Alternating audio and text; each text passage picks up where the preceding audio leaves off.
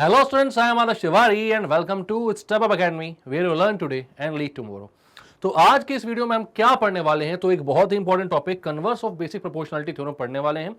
Basic proportionality theorem क्या होती है इससे पहले की वीडियोस में हम देख चुके हैं, अब उसी का कन्वर्स डिस्कस कर लो। और बीपीटी से भी ज्यादा कंफ्यूजन लोगों को इसका कन्वर्स को प्रूव करने में होती है, क्योंकि एनसीईआरटी में इसका एक फुल प्रूफ नहीं दिया हुआ है। फुल प्रूफ मतलब कि हाँ, पूरी तरीके से प्रूफ इसका नहीं दिया हुआ है। कई सारी चीजों में उन्होंने वाई लिखकर क्वेश्चन मार्क लगा दिया है। मतलब खुद ही सोच लो, खुद ही समझ लो, और वो समझता है कि इतने समझदार आप लोग होंगे। तो भाई होंगे, अच्छी बात है, लेकिन फिर भी अगर कोई इसका प्रूफ बता दे तो क्या बुरा है उसमें ना। तो चलो आज हम डिस्कस करते हैं converse of basic proportionality theorem. ठीक है, तो क्या बोलती है theorem? If a line divides any two sides of a triangle in the same ratio then the line is parallel to the third side. BPT क्या बोलती थी?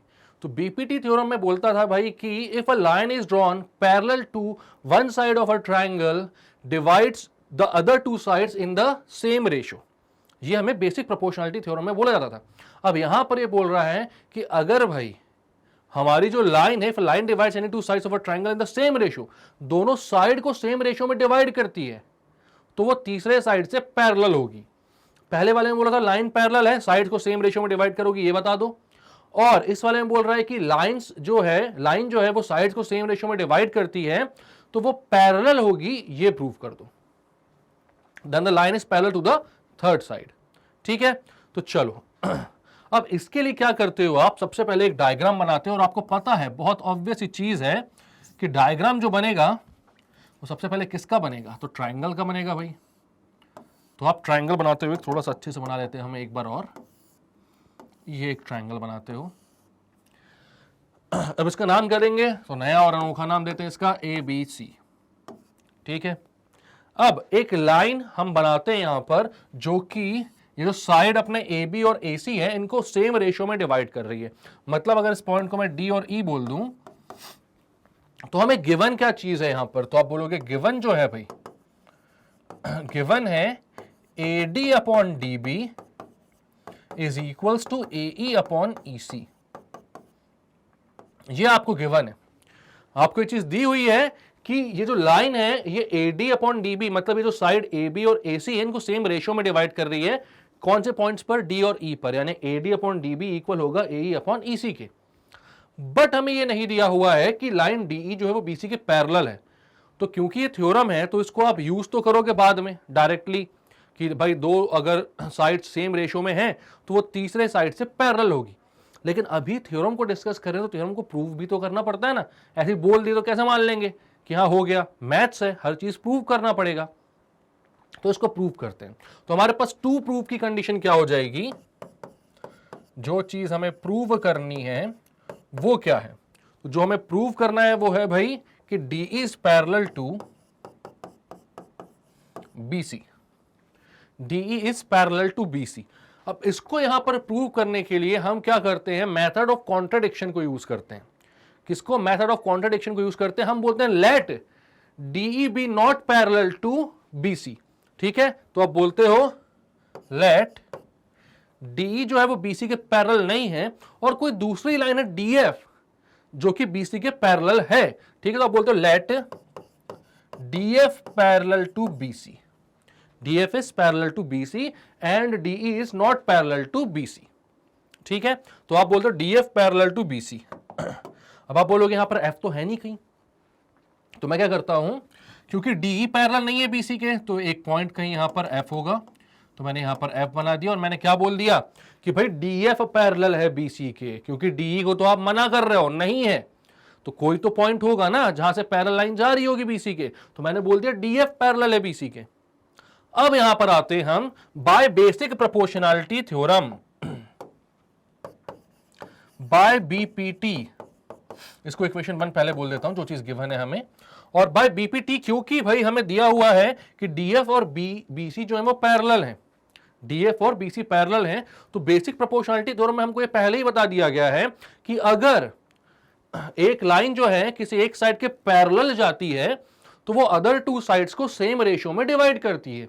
यानी कि DF अगर BC के पैरेलल है तो ये भी ए बी और ए सी को सेम रेशियो में डिवाइड कर रही होगी, बीपीटी से पता है हमको। तो हमने लिखा भाई कि by BPT we can write that A D upon D B is equal to A F upon F C, A F upon F C.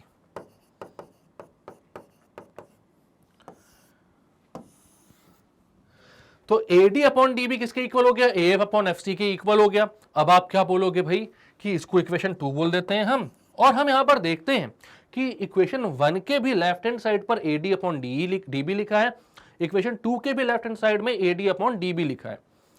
तो दोनों का राइट हैंड साइड भी कैसा होगा, इक्वल। तो आप बोल सकते हो A E upon E C is equals to A F upon F C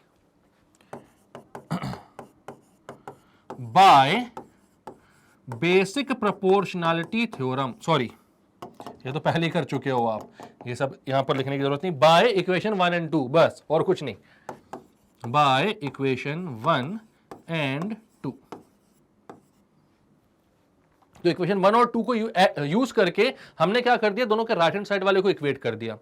अब क्या करता हूं मैं, ए ई अपॉन ई सी है, ए ई अपॉन ई सी और A F upon F C है, लेकिन मुझे दिख रहा है कि दोनों साइड अगर मैं 1 ऐड करूं तो क्या हो जाएगा, क्या हो जाएगा, देखो क्या हो जाएगा। मैं ये बोल रहा हूं adding 1 both side,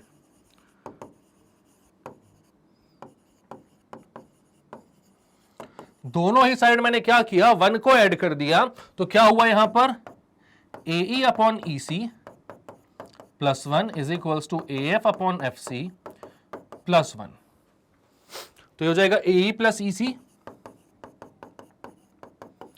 upon E C is equals to A F plus F C upon F C.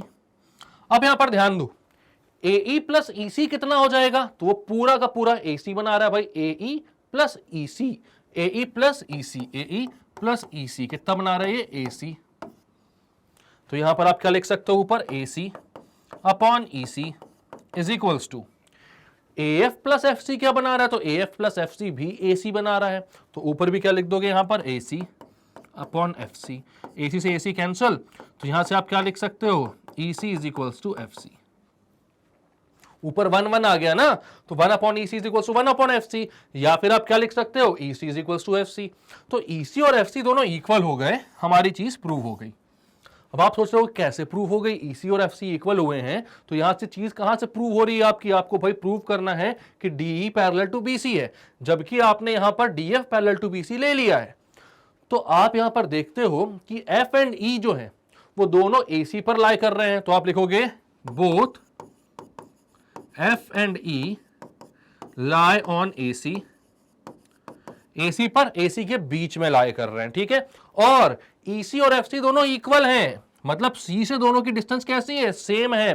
तो ये किस केस में पॉसिबल है, सिर्फ एक ही केस में पॉसिबल है, जब एफ और ई दोनों क्या करें, एक दूसरे के ऊपर आए, ये दोनों क्या करें, कोइंसाइड करें, तभी सी से एफ और ई दोनों की डिस्टेंस कैसी होगी, सेम होगी। तो आप बोलोगे and F C equals to E C, therefore E and F coincide। तो हो गया प्रूफ। अब आप लोग फिर से बोलोगे कि भाई E और F कोइंसाइड आपने प्रूव किया है, कोइंसाइड, तो ये कैसे प्रूव हुआ कि DE पैरेलल टू BC है, क्योंकि DF पैरेलल टू BC आपने पहले ही लिया हुआ है, और आपने बता दिया कि F और E सेम पॉइंट हैं। तो अगर DF पैरेलल टू BC आप बोलते हो तो यही इंप्लाई करता है कि DE जो है वो पैरेलल है BC के। तो ये क्या हो गया, प्रूव हो गया, हैंस प्रूव्ड। क्या प्रूव्ड, कि DE जो है वो पैरेलल है BC के। तो क्लियर है बात। अब इस कन्वर्स को प्रूव करने में कोई दिक्कत आएगी क्या, नहीं आनी चाहिए। एक बार और हम जल्दी से देखते हैं कि क्या किया हमने इसमें।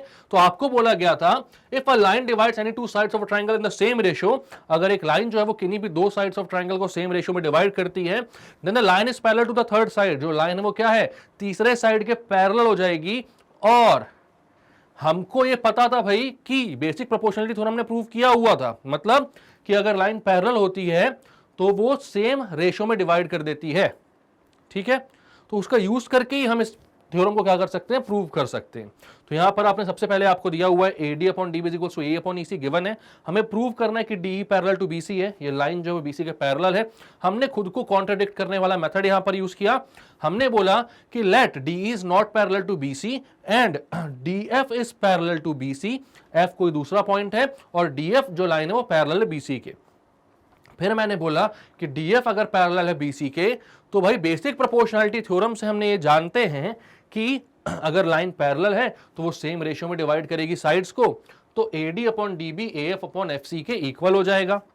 ठीक है, तो अब ये चीज मैंने यहां पर लिख दी और एक हमें गिवन चीज थी। दोनों को जब देखा मैंने तो दोनों का लेफ्ट हैंड साइड सेम था, तो राइट हैंड साइड को इक्वेट कर दिया, दोनों साइड 1 ऐड किया तो ऊपर दोनों के AC बन गया न्यूमरेटर में, तो डिनोमिनेटर इक्वेट हो गए, डिनोमिनेटर हो गए EC और FC इक्वल। बट यहां पर ध्यान से देखा तो AC के ही बीच में E और F दोनों पॉइंट आ रहे हैं और EC और FC मतलब C से दोनों पॉइंट की डिस्टेंस सेम है। तो ये तभी हो सकता है जब F और E क्या करें, कोइंसाइड करें। मतलब F और E कैसे पॉइंट्स हैं, दोनों सेम पॉइंट हैं, और दोनों सेम पॉइंट हैं मतलब कि आपने जब लिया था कि DF पैरेलल टू BC है तभी DE पैरेलल टू BC भी प्रूव हो गया, क्योंकि F और E क्या होते हैं, कोइंसाइड करते हैं। क्लियर है बात, क्लियर करें हम इसको। तो भाई इसके अलावा और कुछ नहीं होता है converse of basic proportionality theorem में। आई होप आपको सब कुछ समझ में आ गया होगा और किसी भी तरीके की कोई भी डाउट आपको नहीं बची होगी। ठीक है, तो ऐसे ही अच्छे कॉन्सेप्ट्स को और जानने समझने के लिए और सारे बेसिक कॉन्सेप्ट्स को क्लियर करने के लिए सब्सक्राइब कर ले हमारे चैनल स्टेप अप एकेडमी। यहां पर सारे कॉम्पिटिटिव एग्जाम्स का आपकी प्रिपरेशन की जाती है, जैसे कि NEET, JEE, CUET, CLAT, TET और आर्टिफिशियल इंटेलिजेंस की भी ट्रेनिंग यहां पर मिलेगी। मेजर प्रोजेक्ट्स जो होते हैं आपके, उनकी ट्रेनिंग भी यहां पर आपको प्रोवाइड की जाएगी। मतलब कि ये वन स्टॉप सॉल्यूशन है सारी आपकी प्रॉब्लम्स के लिए। तो इस चैनल को सब्सक्राइब करें, शेयर करें और लाइक करें इस वीडियो को, और मिलेंगे नेक्स्ट वीडियो में जहां पर मैं और अच्छे और इंटरेस्टिंग टॉपिक्स लेकर आऊंगा। तब तक के लिए bye bye and take care.